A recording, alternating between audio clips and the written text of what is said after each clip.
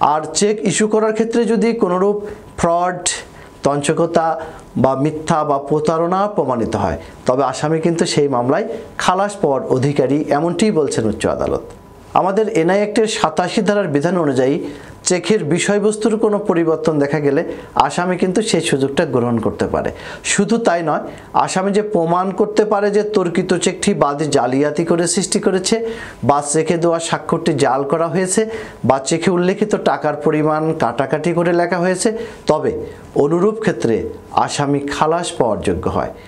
আসামি যদি আরও দেখাতে পারে যে তাকে অবৈধভাবে ভয় দেখিয়ে বা জোর জবরদস্তি করে চেকে সই করতে বাদীপক্ষ বাধ্য করেছিল এবং চেকটি তাকে দিতে বাধ্য করেছিল, তা কিন্তু একটি গুরুত্বপূর্ণ ডিফেন্স হিসেবে বিবেচিত হতে পারে।